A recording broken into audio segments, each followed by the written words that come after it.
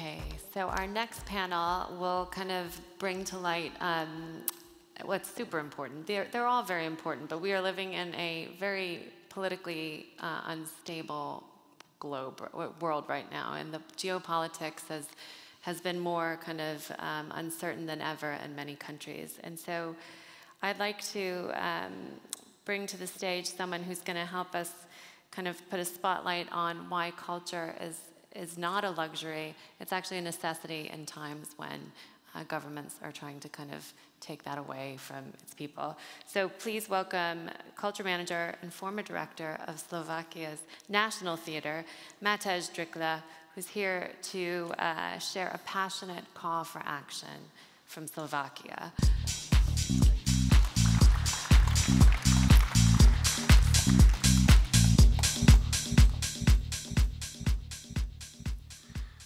Hi everybody. I'm here to tell you what is happening in Slovakia. I think it is very important, actually I'm deeply convinced that it's very important for you to understand what's happening in your neighborhood. Before I get into the story, I would like to give you just a short glimpse into our history because it's very important to frame it. In 1989, the Velvet Revolution, the end of communist regime. 1993, the split of Czechoslovakia, Slovakia started to exist as an independent country. 2004, we enter the EU and NATO. 2009, we become part of the Eurozone, we start to pay with euros. And now, 2024, Roberta Fica become, for the fourth time, the Prime Minister, and he starts to write a completely new chapter of the Slovak history. And now this is where it becomes slightly frightening. We start to speak about democratic backsliding in our country.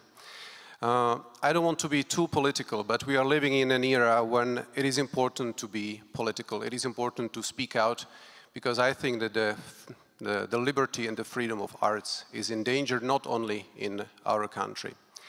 I would like to tell you not only my story, but the story of what's up to come to Slovakia and maybe other countries.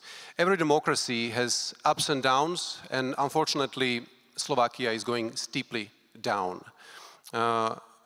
We were observing the happenings in Hungary, where Orbán was clearly trying and successfully putting pressure on culture and arts, and basically throughout 14 years he put the culture and arts under total political control. We were not brave enough to speak about it, and now we have it in Slovakia. Roberta Fica, through his minister Šimkovičová, is making an immense pressure on Slovak culture, on Slovak arts, and we can speak clearly about normalization processes. Before I continue, I would like to play a short video where I would like to present to you if we can start should I start it with the, okay. So let me introduce to you who don't know our Minister of Culture, Martina Šimkovičová, and also the Secretary General of the Civil Service Office of the Ministry, Lukáš Machala, who is basically the right hand of our Minister. It is important for you to watch and read the subtitles to get an idea of who is ruling the culture in our country. Oh, how do I go back? Can you play it maybe from the regie?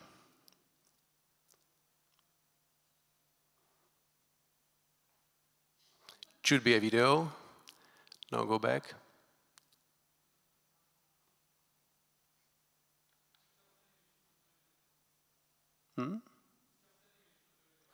It should be a video. Okay, we didn't try it out.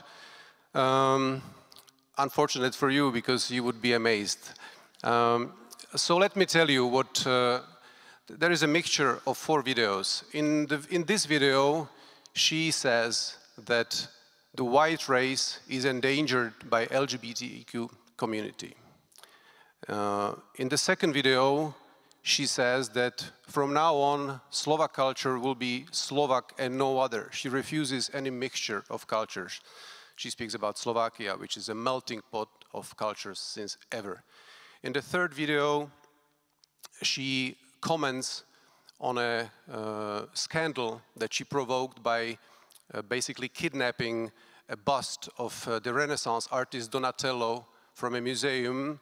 Basically, her right hand arrived at the museum, took the Donatello bust and took it to a secret place, and nobody knows where it is. And in the fourth video, we see Lukáš Machala, who proposes that the earth is flat.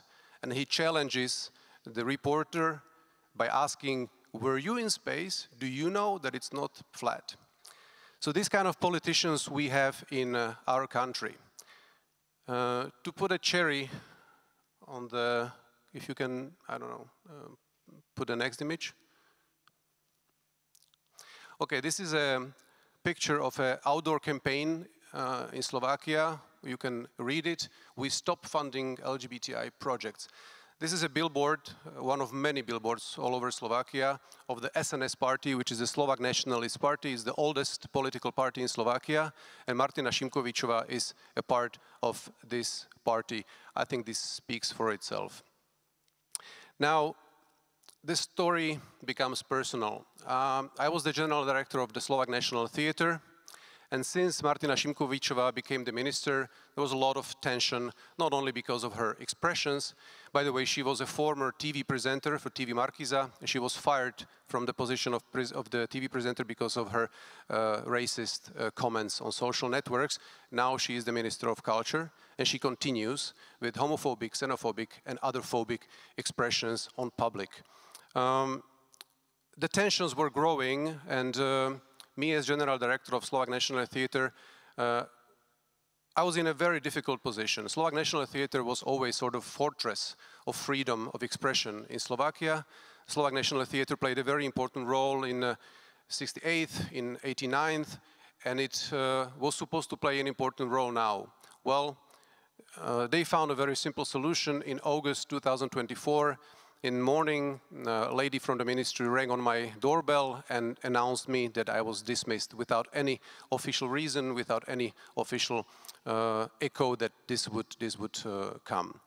The day after, the general director of the Slovak National Gallery, Alexandra Kusa, stood up for me, and she wrote on her Facebook a comment that this is absolutely inappropriate, this is not the way to dismiss a general director, and she asked the minister to reconsider her decision. Well, she was fired the day after.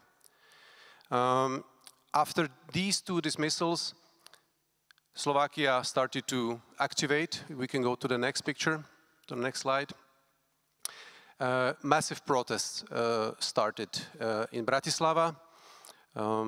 This picture is from the Slovak National Theatre. You can guess who is on the picture. It's our Minister of Culture. And for the first protest, 9,000 people came in front of the Slovak National Theatre and continued. We can go on with the slides. I will try to do it myself, but this doesn't work. My heterosexuáli, my vieme tvoriť budúcnosť, lebo tvoríme deti. Európa vymiera, nerodia sa nové deti, pretože je tu pretlak LGBTI. A zvláštne je, že pri bielej rase. Kultúra slovenského ľudu má byť slovenská a žiadna iná. Tolerujeme iné národné kultúry, ale naša kultúra nie je zmiešavanie iných kultúr.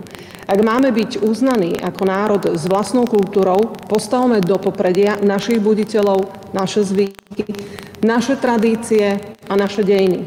Rešpektovanie iných kultúr však neznamená miešanie slovenskej kultúry s inou. A toto je, dámy a páni, moja vízia. Postaviť oblasť kultúry na slovenských kultúrnych dedičstvách, buditeľoch a dejných milníkov slovenského národa. Prečo by verejnosť nemohla vedieť, kde je aktuálne busta? Asi lebo je chránená, nie? Ale pred kým? To sa všetko dozviete. Ale prečo to nemôžeme vedieť teraz? Potrebujeme odborníkov, aby to pozreli, aby sme zistili, či to je originál. A prečo bolo nutné pritom použiť políciu? Ježiš, asi preto, lebo je to vzácne. Čo jej hrozilo? Skúste si to v tej hlave tak nejako. Dobre, snažím sa. Čo jej hrozilo? No čo by jej hrozilo asi pri prevoze? Krádež alebo? Napríklad. A je to bezpečné miesto v Bratislave alebo? Áno, bezpečné miesto v Bratislave. Ministerstvo vnútra má všetky dôležité informácie. Ja to poviem na jednoduchom príklade. Zem je gulatá, zem je plochá. Máme ľudí, ktorí to budú tvrdiť.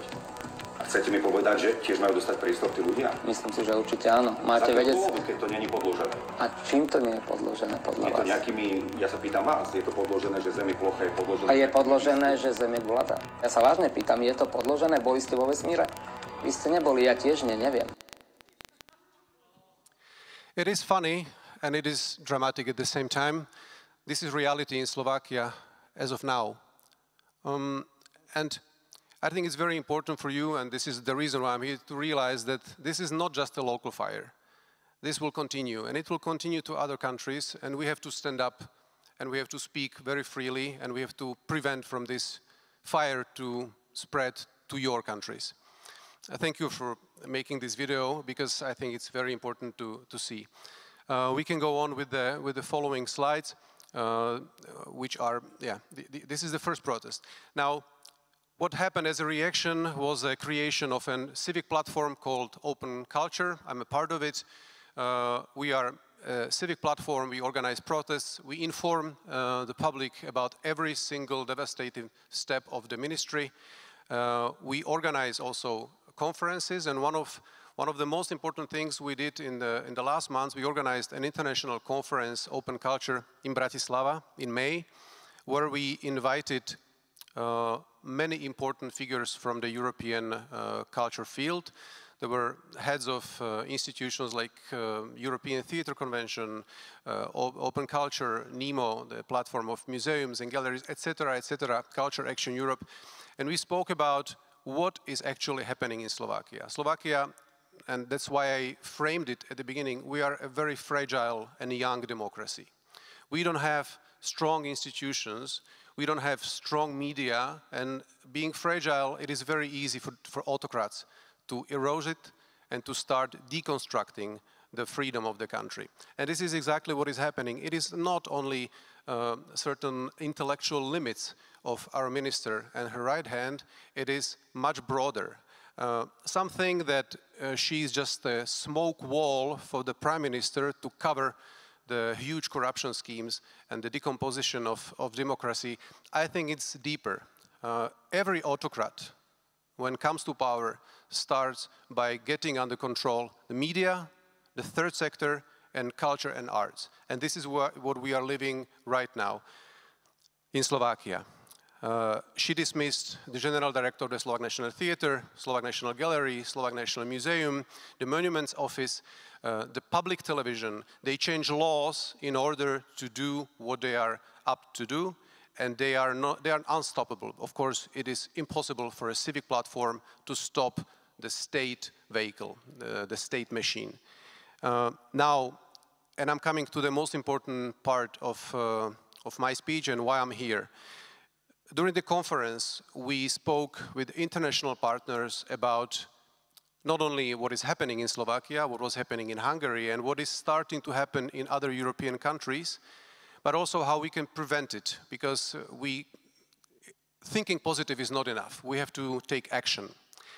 The fact that they are in power makes it very difficult for any civic platform to operate. Now, the Slovak public is very critical, and one of the main agenda of the minister is the traditional culture. As she said, from now on, the Slovak culture will be Slovak and no other. So one more video, let's try if it plays. There is a reaction to the minister. Let's try to play it. Okay, this is just a few days ago. It's a folkloric festival called Východna. And this is the sound that welcomed our minister at this festival. So the fans of the traditional Slovak culture showed very clearly what they think about her.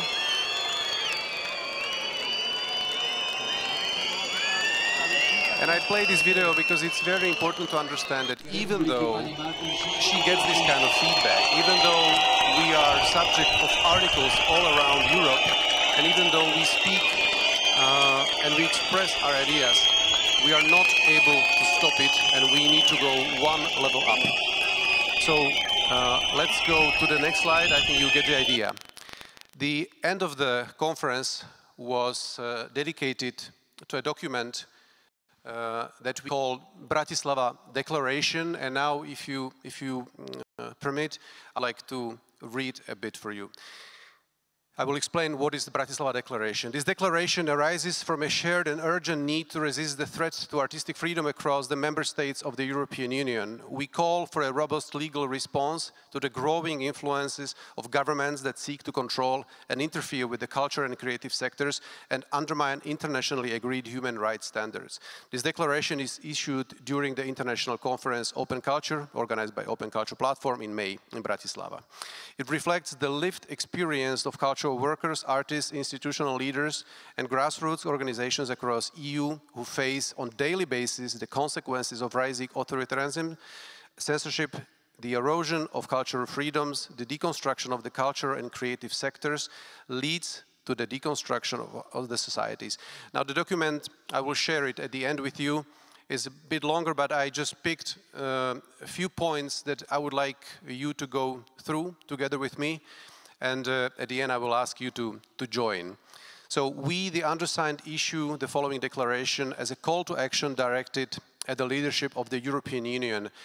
During the last days of preparations of the conference, the President of European Union, Roberta Metsola, took the patronage over this conference. It was a very important gesture that EU institutions are aware of what is happening in Slovakia. We are in touch with the office of Roberta Metsola, we are in touch with the Cult Committee, we are in touch with the Euro Commissioner for Arts and Culture, Glenn Mikalev, and we are addressing this letter to them. We recognize the presence of an acute crisis that threatens artistic freedom and the independence of cultural institutions within a growing number of EU member states. The ongoing erosion of cultural infrastructure is profoundly destructive not only to the cultural life in Europe, but to the whole European project. We call on the European institutions to urgently acknowledge and address this emergency. Now it is the time to act to prevent irreversible damage to Europe's democratic cultural structures. Number two, we advocate the right to artistic freedom, where everyone has the right to freely create, interpret, express, and share artistic work. It must be upheld without censorship, self-censorship, and free from discrimination. Number three, we demand arm's-length independent evaluation processes in the allocation of public funding, where appropriate rules and measures must be implemented to ensure that such allocation of public funding is clearly and transparently decoupled from the expectations of politically compliant behavior. Number four, we express unconditional solidarity with everyone targeted by the state censorship, intimidation, and bullying through political attacks on artistic expression. Artists who build their practice on vulnerability, marginalized experience, and experimentation are particularly at risk. We demand a safe, reliable, and predictable working environment in all areas of the culture and creative sectors. This means addressing precarious work in the culture and creative sectors, emphasizing equal pay for women, persons with disabilities, and minority groups. And now the most important, number six. What we are asking is European institutions must start to discuss a legislation framework. We are inspired by a set of laws, an act that you might be familiar with, the European Media Freedom Act. During many years, European Commission, European Parliament were realizing the strength of Russian propaganda on our territory and also many other issues. And it took approximately 4 years for Europe to react, but the legislation framework is here. It's called European Media Freedom Act, and it's a set of rules that sets some kind of certainty in this very wild ocean of happenings across the world and secures some transparency and some fair play in terms of media. Now we are asking European Parliament and European Commission to do the same in the field of arts. We urge the development of a specific EU instrument with a structured approach to addressing artistic freedom with the rule of law entitled the European Artistic Freedom Act, enforcing the protection of human rights in a consistent protection of artistic freedom across all member states. This must not be understood as a symbolic gesture, but as an essential instrument to safeguard artistic freedom and the rule of law across all member states. This declaration is intended as a call to action We recognize the importance of technical and legal precision and will follow up through a working group formed following this declaration to develop a legal proposal in consultation with EU institutions, adopted in Bratislava, 30 May 2025. Here are just some signatories. There are some of the most important European platforms that you can see. I will not read all of them. They cover most of the fields of culture. The film industry is missing, and this is one of the reasons why I'm here. This is just a glimpse of the speakers and the public of the conference in Bratislava. And here is something that you can scan. Feel free to scan it. Feel free to follow up with the Bratislava Declaration. It is very important that people from the film industry join us. It is very important that we strengthen the lobby of culture and arts, the freedom of culture and arts within the European institutions. European institutions are responsible for how we live in Europe. It is very important that you join, not the fight, that you join this cause by signing the declaration. So please step on board with us. Feel free, once you get on the webpage, you can also share this declaration with everyone. Now, within the last few weeks, I traveled around. I was speaking about this declaration also on the soil of the United Nations. It was the first time in history of United Nations when the freedom of arts was pronounced and discussed on the soil of United Nations. Things are moving, but we have to be part of it. This is a call to action. My visit here is a call to action. I ask you, if you want the business to go on as usual, if you want to produce movies, books, festivals, we need to prepare for the worst. And it is very important for all of you and your colleagues to step up and join. Thank you very much for your attention. If you have any questions, I'm more than glad to answer all of them. And thank you for having me here. Thank you very much.